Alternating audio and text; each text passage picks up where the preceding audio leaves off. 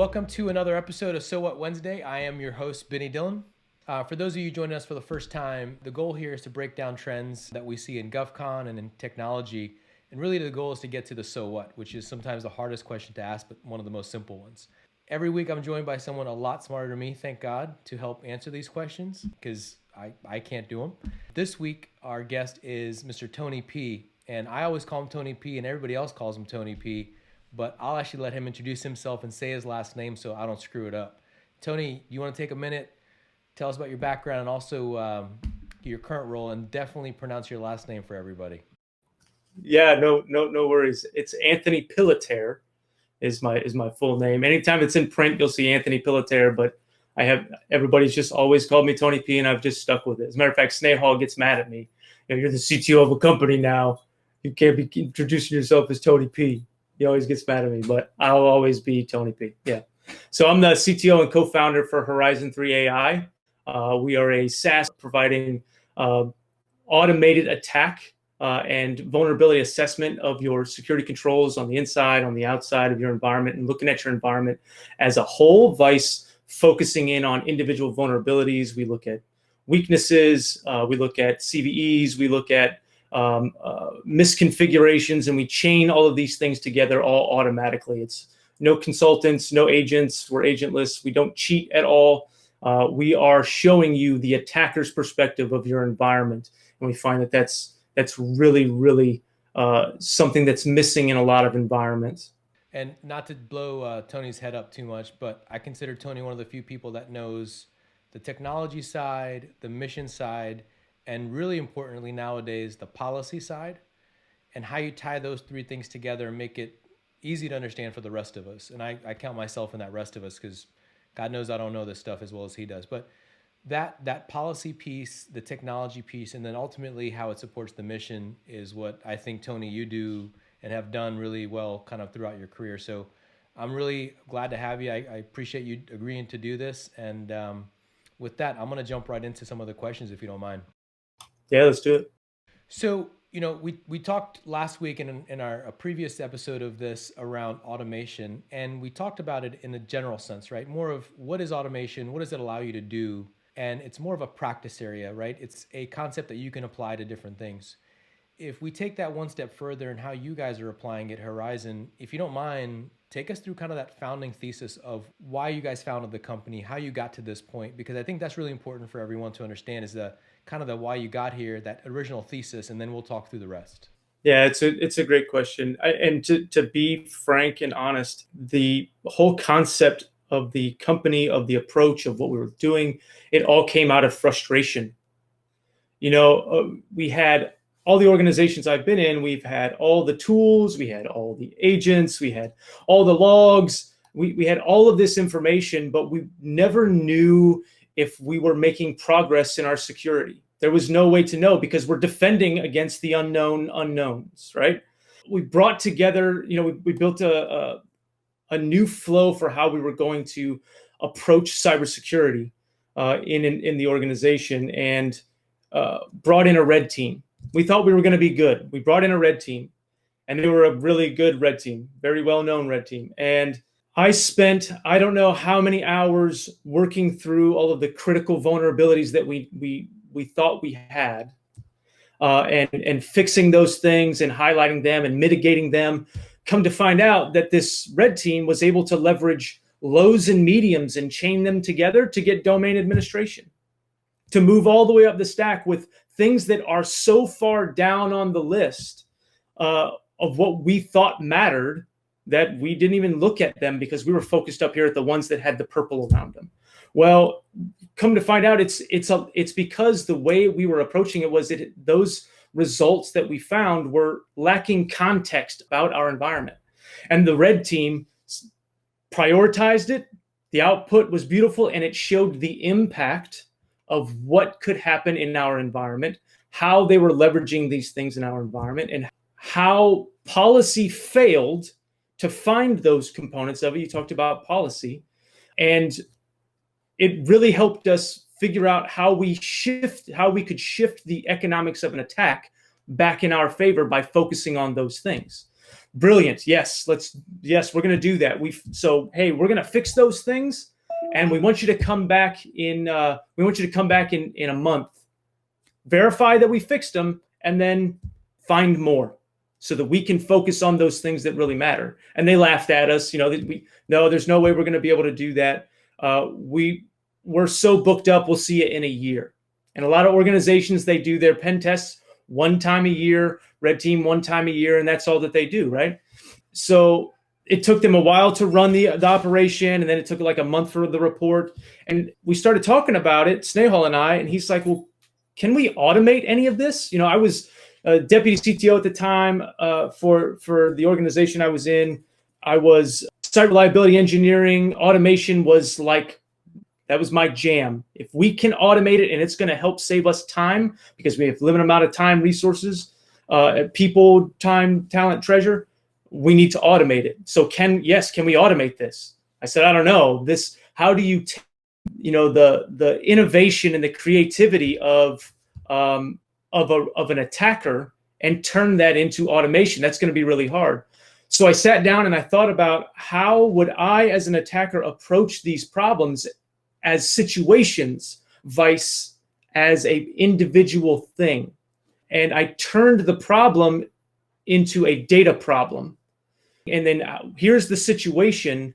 Here are the indications of that situation. What data do I need to make the right decision? How do I make a decision? What data do I need to make a decision? And that was the approach that I took for the initial prototype. And it worked. 30, 45 days later, I had a prototype that did what we said. And Snehal said, hey, you're transitioning out. I was getting ready to get out. He said, well, we're going to start a company because everybody needs to have this. So my next step after that was to find the right talent. Talent is hugely important. And I needed the expertise on both the attack side because it's attack. And then I also need brilliant software architects and engineers and infrastructure engineers to put this whole thing together. So now we're mostly former nation state, U.S. nation state attackers melded with brilliant engineers and architects. And now we just closed our Series A where we went from 2 people to 30 people and probably double in the next 8 to 12 months. And pipeline is really starting to pick up. The idea and this concept of looking at your environment from an attacker's perspective is really starting to show value and pick up. So yeah, super excited about that. Congrats on your success. I think that's huge. I think there's not enough companies that really come from the problem statement backwards, right? They usually are like, we have really good technology. What do we apply it to? You started where, normal people should start, which is we have a problem. How do we fix it? Now you talked about taking an approach, which you kind of were subjected to, if you will, this idea of red teaming and automating that red team approach of getting after vulnerabilities and situations, right? If these things are going on or this is happening in the environment, someone can take advantage of that versus just you want to make sure everything's locked up and everything's locked tight, right? That's not the same as making sure you look at it as a situation. So if you don't mind, help me and the rest of the viewers kind of walk through what about the red team, and number one, explain if you don't mind the red team concept, because I don't know if everybody knows it, but 2, talk through in that concept of what they did, like some of those specifics, like you talked about, situations that they were able to take advantage of versus just controls that everybody else checks, right? Everybody talks about hygiene and cyber hygiene. That's great.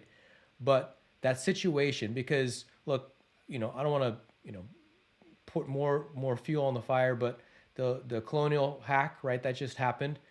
99.999% guaranteed that was a situational thing, not a, hey, I didn't really have my firewall port closed the right way. You want to comment on that a little bit? Yeah, we can talk about that for a few minutes. We still don't have, at least I haven't seen since I last checked, which is earlier today or yesterday, what was the initial attack vector. They're being very close-hold about it. But if you look at all the reports from other folks who have done assessments within their environment, their hygiene was not very good. And I will tell you that a lot of the things that we find in environments are not these deeply technical, crazy situations that require huge lifts to fix. These are credentials in the clear, information laying around, open S3 buckets, subdomain takeovers. I mean, there are plenty of hygiene that people just forget. And it goes into this idea that technology is sprawling and I need to be in the cloud super fast and I need to stand this thing up super fast. And you miss going back and building the automation in. That's why I was such a proponent of automation, because you need to build it with automation from the get-go, because now you have everything laid out and built it right one time, and now that just propagates throughout everything else. When people spin up individual VPCs in AWS, and it's the marketing, that shadow IT, the marketing organization spun this thing up, and IT doesn't know about it, security doesn't know about it, but they don't know what they're doing. Those are things that cause a lot of problems. I would wager that the Colonial pipeline, based on what I've seen, was probably a basic cyber hygiene problem. Patch management, configuration management, it's probably going to fall under one of those. Poor password complexity. And it's not even about complexity. Now, you throw something at me when I go too long, because I'll talk about this all day. It's not about password complexity or even password length.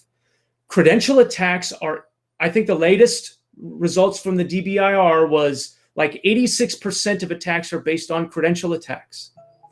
And if you think about that, why? My password policy is great. Yes, your password policy may be great and the complexity may be right, but is it a keyboard walk? Is it your organization name? 1, 2, 3, bang? Are you checking for those things? You can check off the compliance check mark of my complexity and my password policy is correct, but are you really validating that these innovations that attackers are finding aren't accessible within your environment? Yeah. So you want to go into the red team? Yeah, actually, if you don't mind, because I think the red team piece is really important for two reasons. One, I think it's foundational to how you guys have kind of experienced how you got here. One, two, not everybody can have or has the luxury. If you're a small startup or you're a large organization, you don't have the luxury of calling someone and saying, "Hey, come red team this, come do your testing against me." You don't have the time, you don't have the people, and also, financially you might not be able to. So if you don't mind, talk about the red team a little bit, and then talk about how you've kind of taken that concept of doing that and automating it so people can do this not once a year, but continuously, which is really, really important to what you're trying to do. Absolutely. Yeah. So red team, I'll just give a brief overview of red team. What red team boils down to is assessing your security controls from an attacker's perspective and focusing on the outcomes and not reducing restrictions on them. Because just like I worked with a bunch of Navy folks, I love the Navy folks, but you tell them they're at point A and they need to go to point B, you probably don't want to know how they got from A to B, but they will get that outcome. They will get you what you need, right? The red team perspective is that same way. I'm going to look for any path that I can get to your crown jewels data. How can I disrupt? How can I deny? How can I shut down your revenue stream? How can I shut down your operations? Or how can I implant myself so that I can just exfil data? How do I spread throughout your environment so that I can, using your defenses against you, can I get access to your vulnerability management and then pick the ones that I want to use? Can I shut it down so I exclude the stuff that I've already done? Those like out of the box thinking type approaches is what the red team does, with the intent of informing defense, which is something that doesn't always happen. There's usually this conflict between the defenders and the offensive team, because I win as a red team by owning you. I win as a blue team by stopping the red team. But they don't get into this purple culture. It's a fight rather than this cohesive thing where it doesn't matter who wins or who gets owned. The organization wins because our security posture has now improved because we know what that blind spot is. And to talk about organizations that don't have a red team, you are absolutely right. And it's not just, it's expensive. The talent pool of offensive security folks is very, very small. It's a very difficult thing to get, it's not difficult to get into, it's difficult to be good at because you have to dive super deep into the technicals of everything. But even organizations that do have red teams, those teams are still limited and they are human based. So they can only cover so much, just like with a penetration test. I only have so much time to cover so much ground and I'm going to pull on a couple of threads, but there may still be other things in there. So you want to do that on a more recurring basis, but that's expensive. How do you offset that? You offset it by automation. I talk in analogies a lot, which everybody hates, but I saw a movie a long time ago, and this guy had this beautiful house, and had a fence and the best alarm system you could buy and the best video monitoring system you could buy, and had an attack dog and all this, that, and the other. And long story short, the way that they got into his house was someone else was walking a dog while his dog sitter was walking the dog, and they became friends, right? And they ended up in his house. So to your point, it's looking for all those ways that are not just related to the fence or the alarm system. Any way I can find in your house, I will. And the red team effect is essentially that. How can I get in? Not so much just tripping the alarm system or your video system. How do I get on the inside? Well, I make friends with your dog sitter and he walks me right in. So long story short, that red team effect is not something that everybody can do on a continuous basis. So you guys have taken that and essentially bottled it up into a way that they can run it all the time, continuous. Look, the one thing that I think businesses and agencies are struggling with is, to your point, talent. That's really hard to get. 2, keeping that talent is really, really hard. And then 3, your environment changes daily, by the minute, especially with things like DevOps, moving to the cloud, containers. All these things are really driving things at the speed of these hyperscale folks. People can't keep up. Security doesn't keep up. So your concept of this idea of automating that attack and the defense, kind of informing both, almost kind of DevOps the whole thing, right? Like keep that cycle working, keep that continuous cycle working. So that's my understanding of it. But here's the other question. If people don't have the red teams, but they have a lot of tools, how are they trying and doing this today without having a unlimited budget, without having access to a real red team, or without having the tool set to be able to do this? How do they do this? Yeah, I mean, it's pretty easy. They don't. They build their defenses the way that they think they need to build their defenses, and then they just wait. they wait for the unknown, and hope becomes a strategy. They use penetration testing once a year to cover that compliance checkbox, and then they just wait. And if you think about the longer one of those weaknesses sits in your environment, the law of probability says it will eventually get attacked, right? So this waterfall approach, you said agile, this waterfall approach to cybersecurity and buying down your cybersecurity debt just grows and grows and grows over time. If you shift to attacking often and attacking early to inform your defenses of where your problems are, then the effect becomes this very iterative approach where you're buying down debt and trying to catch up, keep up, and stay ahead of attackers. And this goes into the idea of the economics of an attack. The economics of an attack is an attacker on the criminal side. We'll talk about APT a little bit later, or we'll talk about not so much APT, nation state later, but on the criminal side, their intent is to gain value, extract value from your organization, whether that's direct transfer of money or stealing your IP and selling it to somebody else. A criminal organization who has built a service, they have marketing, they have sales folks. That's how these people work now. They're like, ain't nobody going to catch us, so we'll just sell this as a service. That's how that worked, right? So it's about extracting value out of other organizations by leveraging their weaknesses. How do they do it? As easily as possible. So if you are focusing on these critical vulnerabilities that don't make sense in your environment, you're fixing things that don't matter. If you don't prioritize, what we do is we prioritize those weaknesses based on what attackers are going to leverage right now. So that you can then, as you fix those and clean those things up, you're now shifting the economics of an attack, because the attackers are like, well, okay, well, I tried the easy stuff. I tried the little bit harder stuff. I'm even trying these kind of chains, but I can't get to that anymore. Oh man, if I want to get value out of this company, I have to burn one of my 0 days. Is it worth that? Nope, it's not worth that. It's not worth any more time. I'm going to move on to the next guy. It's different than buying down debt where you keep buying, you snowball the amount of things that you're paying off. It's the opposite of that. The big chunks, the easy stuff first, buy that down quickly and then focus on cleaning up everything else. It's like if you are in a car accident and you broke your pinky but you're not breathing, which one do you want fixed first? Breathing, right. So Okay. I'm going to jump into the main kind of thing. And by the way, we try to keep this short form. I hope that we can do a longer form version of this where we can really, really dive deep, because this is not an easy subject for a lot of people. A lot of people do ignore this, and not because they want to, because they don't have a good, people typically ignore things because they don't have a good plan for them, right?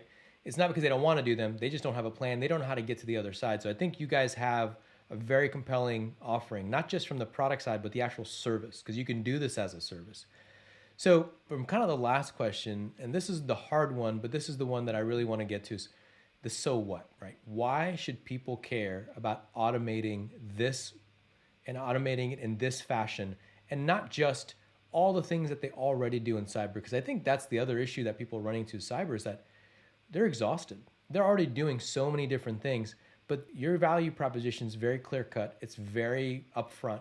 So give me the so what in your terms, and why should people care? There's a couple different ways I can go about this. Here's what I'll do. I'll boil it down to this.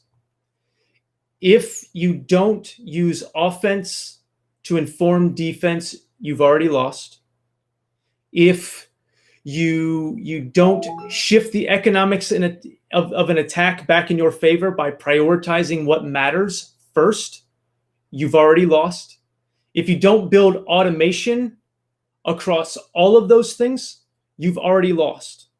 And if you don't use Horizon 3 AI, you've already lost, because we're the only ones really doing this. And it's all about context and understanding how do these problems affect my organization. That's why looking at the criticals first doesn't make sense. That's like a base score. You have to do the analysis and understand, why does it matter for me and my organization?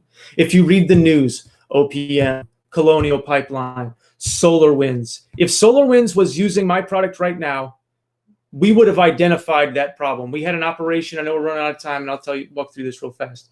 We ran an operation and a review with an organization. 52% of their passwords were organization name 123 bang.